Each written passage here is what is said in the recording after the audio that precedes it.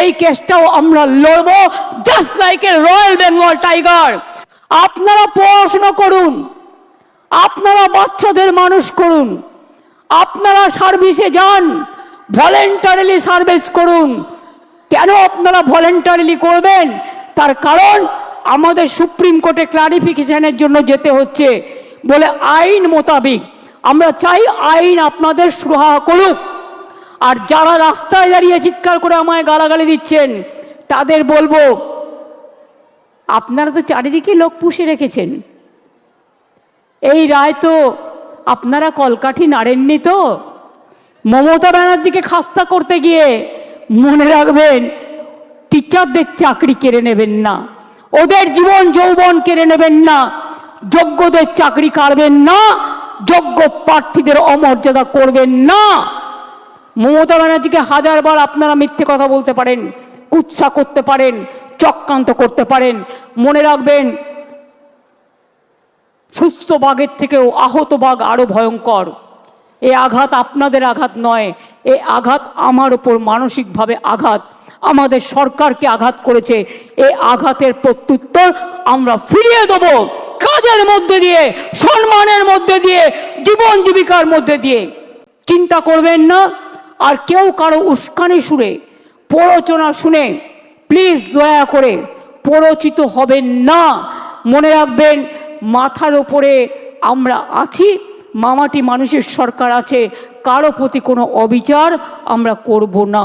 এটা আমি কথা দিয়ে গেলাম, এটা আমি কথা দিয়ে গেলাম, এটা আমি কথা দিয়ে গেলাম। যারা বলছে 2026-এ করবেন, দাঁড়ান এক সেকেন্ড, আরেকটা শুনে নিন।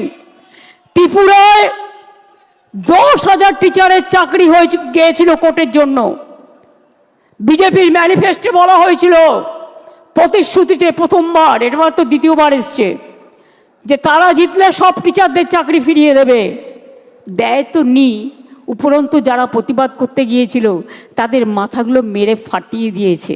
সুতরাং মনে রাখবেন, এদের বিশ্বাস করবেন না, এরা দুমুখে কেউটে সাপ।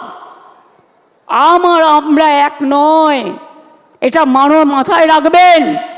আম গাছে কখনো আমরা ফলে না, আর আমরা গাছে কখনো আম ফলে না, এটা মাথায় রাখবেন।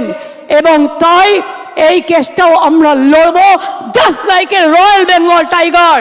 আর আমি স্টুডেন্টদের বলবো, এই ডিপ্রাইভ টিচার অ্যাসোসিয়েশনের যারা আছে তারাও একটা গ্রুপ করে, আমরা যে লয়ারদের দিচ্ছি তারাও যদি মনে করেন তারা কনসাল্টিং প্রসেসে থাকবেন, তাদের স্যাটিসফ্যাকশানের জন্য আমি এডুকেশন মিনিস্টার এবং সেক্রেটারি এবং চিফ সেক্রেটারি এখানে আছে, তাদের রিকোয়েস্ট করব ওদের থেকেও একটা স্মল গ্রুপ তৈরি করে নাও। আর এদের আপনারা ডিপেন্ড করুন যাতে টাইম টু টাইম সঠিক মেসেজ আপনারা পড়তে পারেন। আমি এইটুকু বলবো, নিশ্চিন্তে থাকুন, ভরসা রাখুন। আগে আমাকে যোগ্যদেরটা ঠিক করতে দিন, আগে আমাকে যোগ্যদেরটা ঠিক করতে দিন, তারপরে আমি অন্য কথা বলবো, আমি আবার ডাকবো। আগে যোগ্যদেরটা হয়ে যাক, বাদ বাকি যারা থাকবেন, যাদের অযোগ্য বলা হচ্ছে তাদের বিরুদ্ধে কি কি এভিডেন্স আছে আমি দেখব।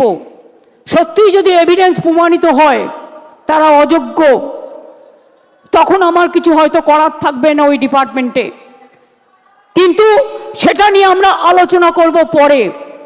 আগে ফার্স্ট ফেজ যোগ্যদেরটা রক্ষা করা, সেকেন্ড ফেজ কাকে অযোগ্য বলেছে, কেন বলেছে, কি কারণে বলেছে, কোন এজেন্সি তদন্ত করেছে, কি কি কাগজপত্র আছে, টোটালটা দেখব। তারপরে তাদের নিয়ে আমি আলাদা করে মিটিং করে আমাদের কথা বলবো। আমার মনে হয় আপনারা নিশ্চিন্তে থাকুন, চিন্তা করবেন না, এবং যোগ্য অযোগ্যের মধ্যে গন্ডগোল লাগাবেন না। ভাই ঠিক আছে, ঠিক আছে, যে কেউ অ্যাপ্লিকেশন দিতে পারেন। আমি এটাই বলবো, নিশ্চিন্তভাবে আপনারা বাচ্চাদের শিক্ষা দিন এবং যোগ্যরা যারা আছেন শিক্ষা দিন, শিক্ষিত করুন। বাদবাকি যারা আছেন আমি বলেছি তো পরে কথা বলবো, তাদের সাথেও যখন সুযোগ হবে আমি নিশ্চয়ই তাদের কথা শুনবো। এবং ফার্স্ট আমাকে তদন্তটা করতে দিন, ফার্স্ট আমাদের তদন্তটা করতে দিন। আমরা দেখতে চাই, শুনুন, পদ যখন হারিয়ে যায় নতুন পথ একটা খুঁজে পাওয়া যায়।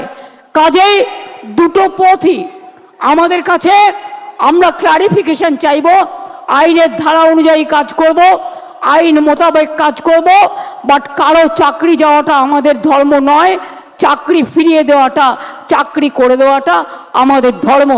আমি এইটুকু বলে আমি আশা করব শিক্ষক শিক্ষিকারা তাদের কাজে তারা যেমনভাবে কাজ করছেন তারা কাজ করবেন, তাদের যেন কোনো রকমভাবে কোনো অসুবিধে না হয়।